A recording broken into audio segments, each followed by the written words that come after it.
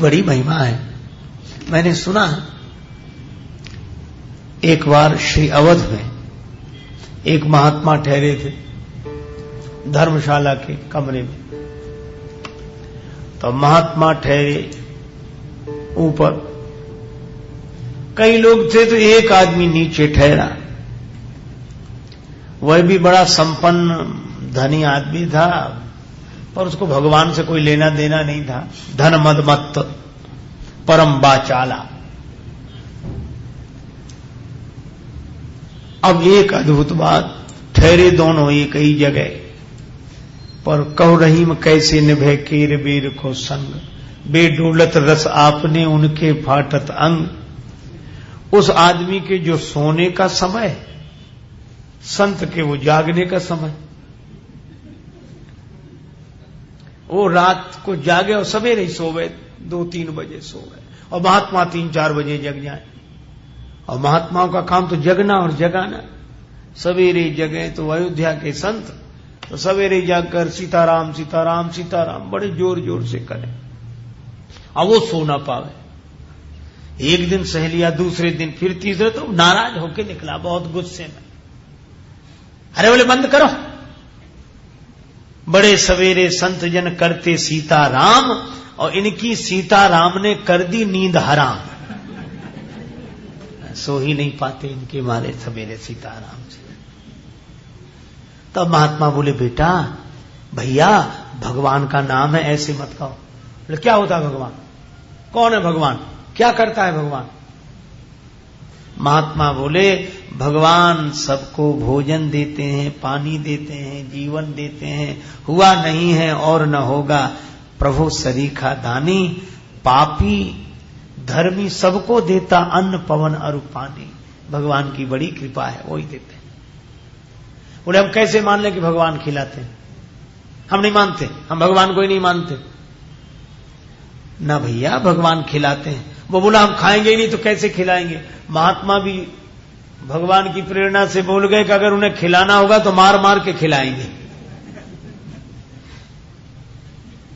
वो भी आदमी अकड़ा हुआ था।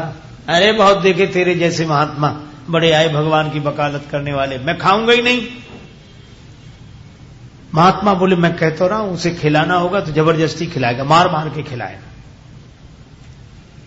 उसने कहा तो हमारी तुम्हारी शर्त, 1 दिन का समय, मैं जा रहा हूं और आज जा रहा हूं, कल रुकूंगा, परसों आऊंगा। अगर भगवान ने जबरदस्ती खिलाया तो तुम्हारी बात सही, तुम्हारा चेला बन जाऊंगा, और नहीं खिलाया तो तुम्हें बाबा जी नहीं रहने दूंगा। महात्मा ने कहा कि मंजूर। वो चला गया। अब महात्मा भी भजन कर, भगवान आपके भरोसे कह दिया है। अच्छा वो आदमी भी बड़ा विचित्र, वो भी कम जिद्दी नहीं था, उसको तो सिद्ध करना था कि परमात्मा नहीं है। गांव में नहीं गया, शहर में नहीं गया, जंगल में गया, घोर जंगल में। और उसने सोचा यहां कौन आता भोजन कराने, यहां हम दिखेंगे नहीं किसी को। और एक दिन की बात है, एक दिन भूखे रह लें, बस दूसरे दिन बाबा जी को देखते हैं। लेकिन उसने सोचा शायद जंगल में भी कोई देख ले। तो एक वट वृक्ष था, बड़े सघन सघन वट वृक्ष, पत्ते दिखाई ना पड़े पूरी। वह वट वृक्ष के ऊपर जाकर पत्तों में छिपकर बैठ गया कि आज दिन भर यहीं बिताएंगे। बैठ गया। इतने में भगवान की लीला देखो, दोपहर होने के कुछ पहले वो सवेरे से ही बैठा था, व्यापारियों की, बंजारों की टोली निकली, अपना सामान माल असबाब लादे हुए घोड़ों पर, और पैदल पैदल जा रहे हैं। छाया देखी और जंगल देखा। अरे बोले बहुत थके हुए हैं, सामने ही पानी है और ये जंगल बड़ा, यहीं भोजन बनाओ। अब वो मिलकर भोजन बनाने लगे।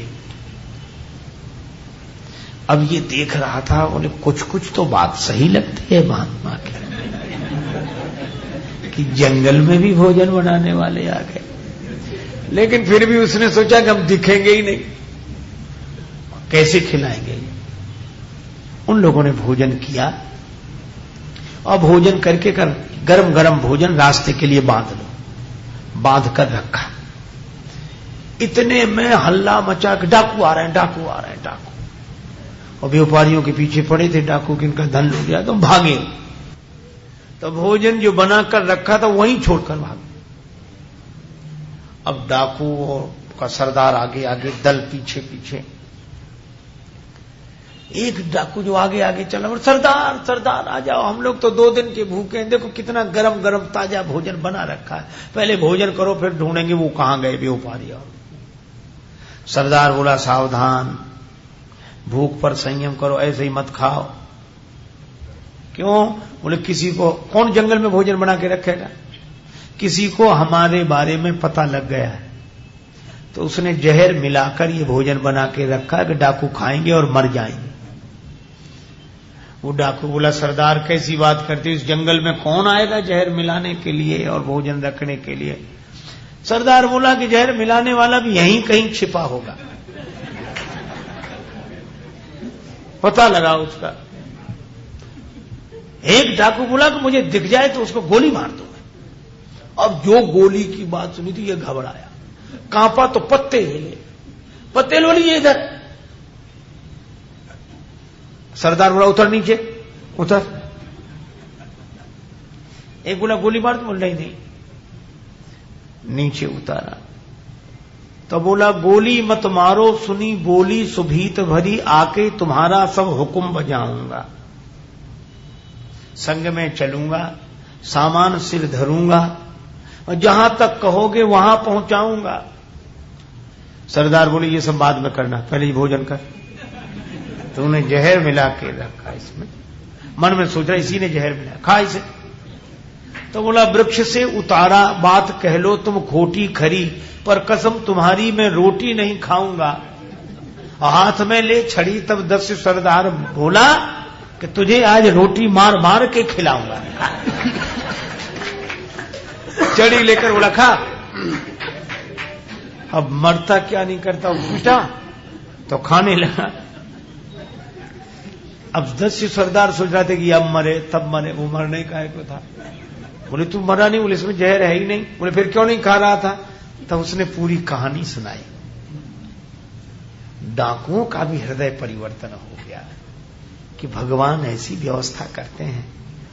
तो वे तो बदल गए, डाकू भी बदल गए, और ये लौट कर आया, संत के चरणों में गिर गया। बोले महाराज आप ठीक कहते हैं, भगवान सब व्यवस्था करते हैं, कहां मैं छिपा था, कैसे कैसे योजना बनाकर। तो बोले क्या चाहते हो? बोले अब तो मैं संत ही होना चाहता हूं। और वो सज्जन उन संत के शिष्य बने और बहुत बड़े महात्मा हुए, जिनकी प्रसिद्धि आज तक है। वे ही सज्जन जो नास्तिक थे इस घटना के बाद बदले, वे हुए महात्मा मलूक दास। और तब उन्होंने यह दोहा कहा, अजगर करे न चाकरी, पंछी करे न काम, दास मलूका यों कहे सबके दाता राम। और उन्हीं का भजन है, राम कहो राम कहो, राम कहो बावरे, राम कहो राम कहो, राम कहो बावरे। अवसर न चूक प्यारे, भलो पायो दावरे। जिन तो कुतन दीनो, ताको न भजन कीनो, जीवन सिरान्यो जात, लोहे के सुतावरे। राम कहो राम कहो, राम कहो बावरे।